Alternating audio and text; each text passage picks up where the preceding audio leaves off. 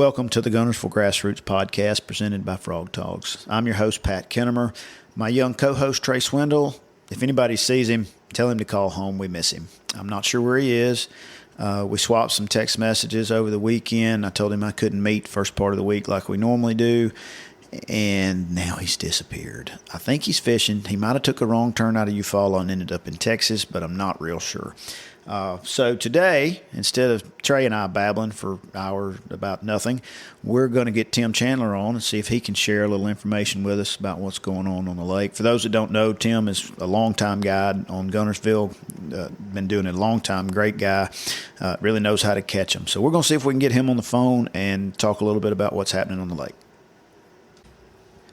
We have got Captain Tim Chandler on here with us. Tim has been a friend of mine for a long time. Been a guide for a long time. Tim, thanks for joining us today. Yes, sir. Appreciate you having me. Tell everybody listening a little bit about what the lake looks like now. I know seems like ahead of schedule. We are a good bit ahead of schedule, actually. There's actually fish are already on bed, some of them. Really? Now, yes, they are. The big wave's not on bed. I mean, don't go out there and think you fix to find a whole bunch of fish up shallow bed, because you're not. But you'll find some peppered here and there. You know, there's a good amount of buck bass showing up, already. So I think we're about, typically the spawn usually starts about first, second week of April. And here we are, second week of March, and we're already seeing it. But, it's been a little warmer than normal. But I think things are fixing to cool back down a little bit, back to normal temperatures. So that'll probably slow down. I don't really see a big wave. I don't see it coming until April, just like it's supposed to. You think this will regulate it just a little bit? There's always been some fish that jumped early on Guntersville, but the water temps jumped way early, and the trees and everything blooming. Yeah. Allergies. The trees were made up. Yeah, the allergies. The water temp yesterday was 62. Was the warmest I seen. Probably something out there warmer if you got around a spring or something, but I didn't. But I seen 62, and today, a little bit cooler night last night. No sun today so far, and I seen 58. So 58. Maybe with them. Yeah. So when we get these cooler nights coming up this next week, it should move it back down in the mid 50s. That'll slow things down. But well, I don't know about. No, go ahead. No, I'm sorry. I was just going to say water clarity in the creeks and the pockets is pretty much lightly stained to clear.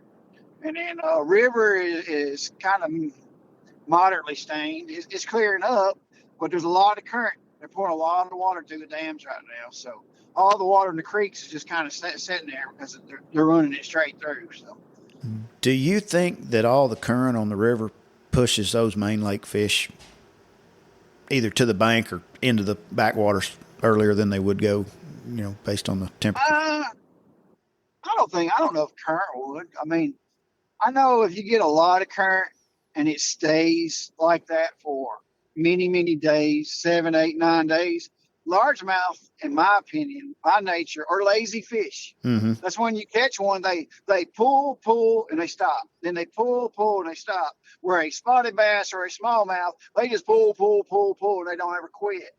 Largemouth are lazy. So whenever you get a lot of current, they'll stay out there for so long, and then they just kind of get tired of fighting it, I believe, and then they kind of start heading off that river and get more towards the sloughs and the pockets and the current breaks and stuff like that. They won't stay out there that long.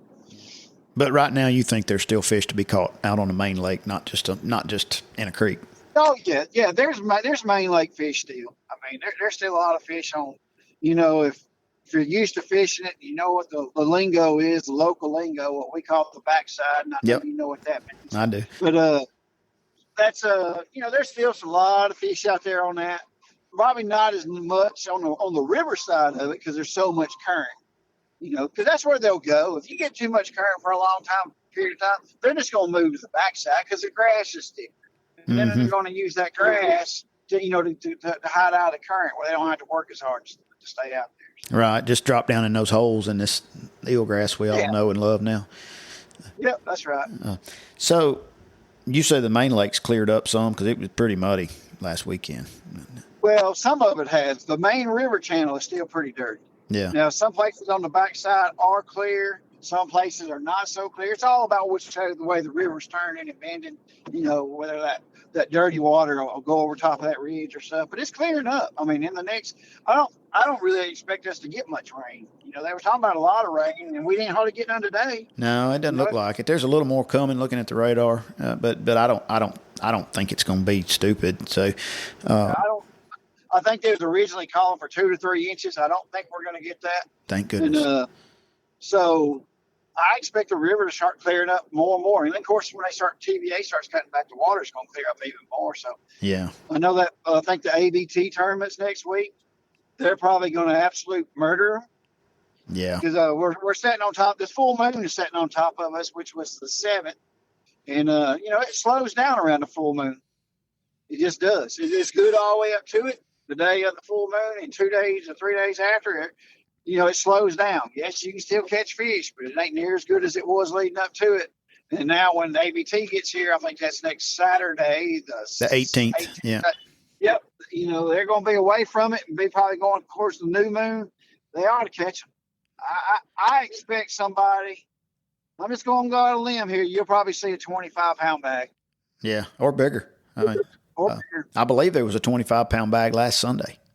Was there? I believe. I normally get results for stuff, and I forgot to follow up with the guy. There was a Heartland out of Waterfront. Willie Staten and Gill had, I think, 25 something. I'm pretty sure it was on Guntersville because it was those two, and they're this time of year particularly, they really know how to catch them out there. But I saw something on Facebook where I think Willie said they had 25 something. But I went Sunday afternoon briefly with my little boy in Honeycomb, and it sucked. But it just no way around. I was only out there about 2 hours. We got delayed. But one thing I saw, and I was going to ask you about, is a lot of the areas there, the shallow areas, the grass is 6 inches under the surface. It didn't go. Right now, the water, they've got the water back down. And I mean, I want to say it's almost below winter level. They'll probably tell me different, TVA that is, but there's some places in some of these pockets, a lot of that coontail's on top. For real. It's touching the surface. And it's like, man, we need a little bit more water in this thing. Yeah, they pulled the plug a little too much. They've done that. They've done that a lot the last few years, and I don't know what. I mean, it's supposedly within their operating range, but they have definitely pushed the outer limits of that range a little bit more the last several years. Because I've seen places dry that I've never seen dry before. So. And I agree with that. I think there was some stuff said about that many times on Facebook or wherever. People argue back and forth. Oh, no, it's the same. Well, no. I mean, I've been guiding there for 22 years, and I ain't talking about just fishing. Just add fishing to it. It's like 30-something years. But I don't ever remember it being that low at times. It's a pretty daggum low. Now, with that being said, the last couple of years, I've actually noticed that I believe knocking it down that low has made a difference in the eelgrass up shallow. Mm-hmm. It's actually gotten rid of some of it. I got a campsite up there. That I got a campsite up there. So I see all this grass right next to the thing where I'm up there camping. And when they drop it down like that, it's actually made less eelgrass earlier in the year for me. It's going to come. It'll eventually get there, but it's taking longer. Or to grow that tall. Right, the stuff that's 18 inches and under, Yeah. That stuff out there in 5, 6, 8 foot of water, you ain't doing nothing to that. Mm-hmm. So. But that also creates another grass line. It's just on the opposite side of the one you normally used to looking for. So that's right. So water temps 58, 62, probably going to cool off a little. Yep. I for one am glad I don't want spring to be over in 2 weeks. Me neither. That's what happened. We'll go straight to summer. Yeah, we'll have a shad spawn somewhere about Easter. And hey, there was a year I was catching shell crackers on Easter, or right around Easter, which is a little early. I've seen years in past. No, it's been a long time now. When I say a long time, probably 12, 15 years. I've seen the fish move out to the ledges in mid-April. Mm-hmm. They were done. Yeah. Yeah, I don't want that. No, I don't either. I don't either. They'll get exposed early enough, particularly when the BPT guys come here about the 2nd or 3rd week of May. But they'll hammer them. They're gonna hammer. So Tim, if you're going fishing tomorrow for you, trying to catch just a fun day of fishing. You got 5 rods on your deck. What's tied on them? Well, first would be a rattlebait, lipless. Mm-hmm. That's going to be the first for this time of year. And then number 2 would be a square bill. Number 3 would be a chatterbait. And then number 4 would probably be a Cinco. And then number 5 is going to be like a lizard or some kind of creature bait, brush hog or, just something like that. Right. And that, you're just going to go back and forth, you can throw a spinner bait if you want to, or a swim bait. But those first 5 that I mentioned is what I would definitely have on from to start with, see how it goes. So sure. Right now, you was talking about taking your boy. I was like, well, if you'd have took him up shallow and threw a Cinco, you'd have caught some fish. And I was stubborn. Yeah, they wouldn't have been great big ones, but you know what? He doesn't care, and he would have been happy. And you would have been happy. He's happy. So. Right. Yeah, I was a little stubborn. I didn't slow down. I should have, but I didn't. Are you an red-orange trap guy on your lipless, or are you a shad color guy? Oh yeah. Well, no. There's 2 colors that's always going to be on mine. And number 1 is oxbow, which is a chartreuse with a blue back. Okay. And then Rayburn red. Everybody knows Rayburn red. So I'm going to go between those 2, as they're just my go-tos. I mean, I still have a ton of the old Excalibur baits. People try to buy them from me all the time. I think they're selling for about $60 on eBay for one of them. And I got a lot of them. They're not for sale. So. Isn't that crazy? Yeah, but they still make that bait. It's in Excalibur name. Booyah. Yeah. Yeah, and the paint colors have changed slightly, but not a lot. And they've got rid of some. But I think that's the best rattle bait ever made. Now, yes, there's a lot of good ones out there, but I have more confidence in that bait because the way it feels in my rod, I know when it's a piece of grass, I know when a bass is looking at it. I just have that feeling. Mm-hmm. You can tell when they breathe on it. Yeah, I can. And people say, well, you're crazy. No, I'm not. When I get that right feeling, and the right feeling is how it's coming through the grass, it's going to produce a strike. You know what I'm saying? So, what pound line you throw those on? Back in the good days when our guns had nothing but hydrilla and milfoil, I threw a lot on braid because that's a stick. But now that we got more eelgrass, I do nothing but strictly fluorocarbon. I don't even throw braid anymore because I don't have to rip it out as hard. Because the hydrilla, when you pulled it, the stalk and stuff would come with the bait, and you'd have to really pull it to make it break free of it. That was the straggler that was on it. But eelgrass don't really, you'll get in it and you kind of snap it and it's just a little bitty blade and it'll come off pretty easily. So you don't have to jerk it as hard. I believe you get more bites on fluorocarbon than you do braid. But right, it's the 5-gallon bucket full of floating stuff that you jerk your bait into that's the problem now. Oh yeah, it's the floating stuff that's always the problem. Absolutely. You mentioned something a minute ago about spots, and I don't remember what it was, but have you been catching an abnormal amount of spots? Because I've seen a bunch of big old spots. When I was tagging fish this year, I'd seen a bunch of spots. I wouldn't say I've seen a lot of them. In years I have. They'll get up on these little shallow bars, and when I'm talking shallow bars, we're talking 2 foot. Mm-hmm. You got to be catching largemouth. Them suckers will move up there, and a lot of these guys, I've been seeing a lot of pictures posted on Facebook where they've been catching them. And that's probably where they're catching them, on these shallow bars. I can't believe that there's that many people out there actually fishing deep. No, I don't think so. I mean, I've had some folks tell me they're catching them in places they're supposed to be catching largemouth, but they're catching 3 or 4 pound spots. So that's unusual to me. So. And it is, but you know what? It's good. It's good for the lake. I mean, I don't care what kind of bass. As long as it's a bass, put it in the lake. I want as many as I can. Yeah. So looking forward over the next 2 weeks, you would probably have those 5 baits plus, or what changes a little bit, but it's going to be pretty much the same over the next couple of weeks. You think? Yeah, it should be like or that. Get better. It's going to get better, and then you can sell those some baits right there all the way through April. I mean, if you want to, the next thing after the bass spawn is the shad spawn. Mm-hmm. You can throw chatterbait, throw spin bait, all that stuff. It's gonna be good. Yeah, it seems to be fishing pretty good this year for those that have gone. It is. I actually think the quality is better than it was last year.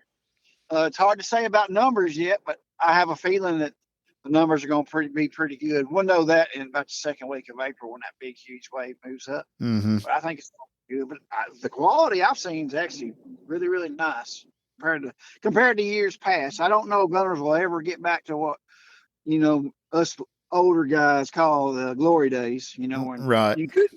You couldn't drop the trolling motor down at any boat ramp and never crank the motor and have 20 pounds before you left side of the boat ramp. I do miss that. Yeah. Those are great days. I don't know if we'll ever get back to that. Hope so, but I don't know. The eelgrass has changed that, in my opinion. I think it spreads them out more.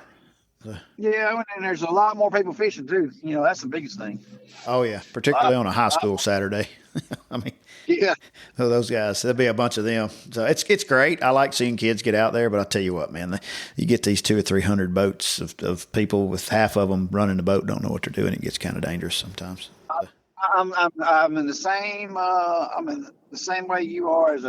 I think it's great for fishing. It's great for the sport, but I really believe that they need to put a cap on how many boats get out there at one time, because a lot of those guys, and trust me, I take a lot of I won't say the high school kids I take out their dads. That's the boat sure. captain. Yeah. And I'll say this, they can bash me if they want to. 70% of them don't know what they're doing, and it's dangerous. No, I agree. You'll see one or two of them getting towed back to the dock just about every tournament. Yep. And, you see them out there running across things that I wouldn't even think of idling across, And oh, yeah. it's dangerous. Right now you get stuck on some of that stuff. Yes. You would. Well, Tim, I sure do appreciate you taking a few minutes of your time to talk with us. If anybody wants to call you to go fishing, how do they need to get in touch with you? Probably the best thing to do is you can just call me at 256-655-8292. You can find me on Facebook, Tim Chandler's Lake Guntersville Guide Service, or you can also find me on Google doing the same thing. Got some days open, especially spring break's right around the corner. I don't have a lot of days open, but I got some. So if you want to get your kids out there or just leave the kids at home and let's go fishing, we can do that too. So. Thank you much, Tim. I sure do appreciate it. We'll talk to you soon. All right. Take care, Pat. Have a good one. Bye. Big thanks to Tim Chandler for coming on and talking with us for just a minute, helping us fill in for Trey, who is still MIA. Again, if anybody sees Trey, tell him to call home. So this weekend, not a whole lot of stuff tournament-wise going on. You've got the ABA District 29 out of Goose Pond, Honeycomb, Wildcat. You've got the Mud Creek bunch is having one out of Mud Creek. They rotate between there and City Park, but they're out of Mud Creek. You got a bass club out of Highway 117. Then you've got a Heartland on Sunday.